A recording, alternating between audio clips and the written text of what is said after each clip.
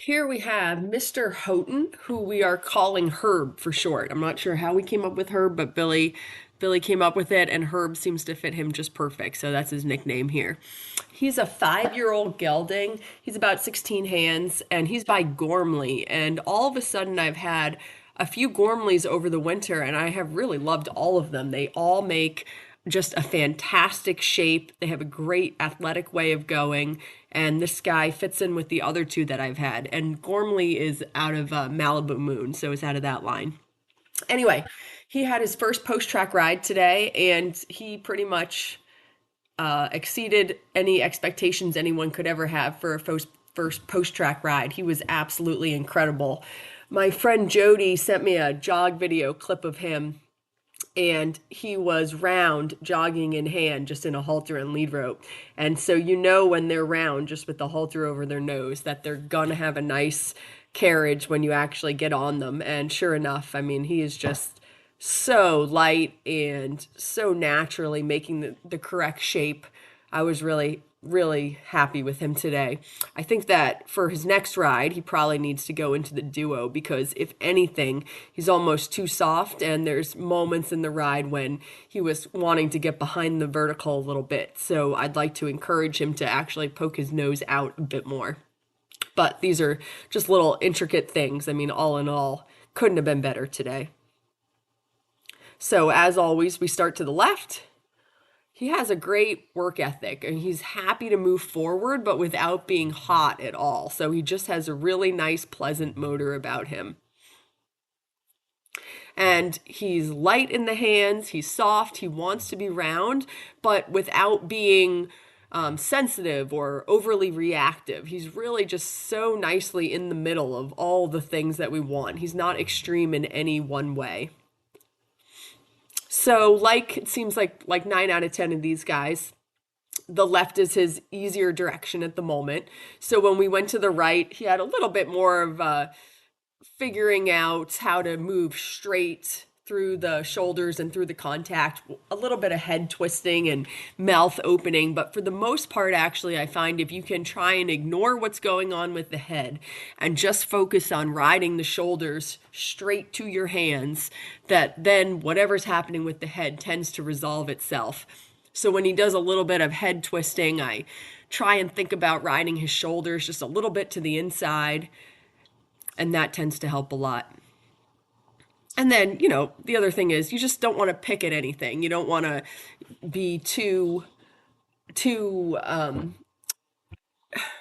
upset about any one particular little thing. If you ride the horse round and forward and straight between your legs, most of these things resolve themselves. Excuse me.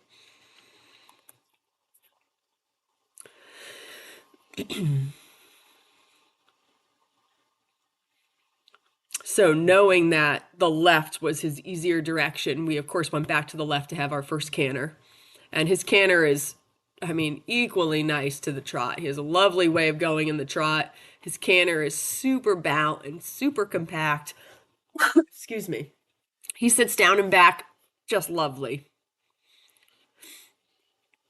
When I watched this, and I knew when I was riding him, I was thinking, I wish I could get his neck a little bit longer, his nose a little bit more poked out.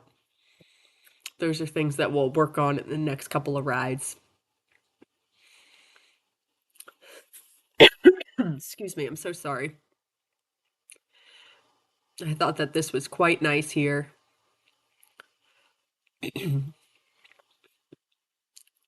He did a really funny transition coming down from this left canter into the trot that you're going to see here in a second, where he sort of continued cantering in the front end and started trotting in the hind end. So he didn't do a very clean transition down into the trot. So right there, kind of an awkward transition. But when he did come into a full trot, he really did a nice job of keeping the shape and the balance. So then cantering to the right, I actually had Billy hand me a stick to hold in my left hand when we cantered to the right. Just seems like all of these guys, the hardest thing for them is managing that outside shoulder when they're cantering to the right, if that's their harder direction. So the first time I asked him to canter right, he really dropped his left shoulder as we were going by the gate, and we sort of lost course and we were headed back to the gate. So then I picked up the stick, which all that does is just reinforce my outside aids. And it sort of lets him know that it's there because, of course, he can see it out of the corner of his eye. And then we came down this end of the ring and we cantered first on the 20-meter circle down here to make sure that all of my outside aids were functioning and we were a go.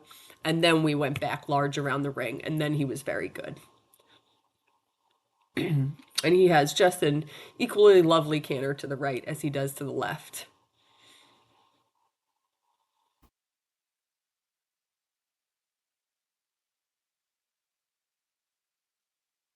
Actually, I thought that his frame to the right was maybe even a little bit better. I thought that his neck looked a little bit longer, but that also could just be because we were relaxing because by that point we had done more.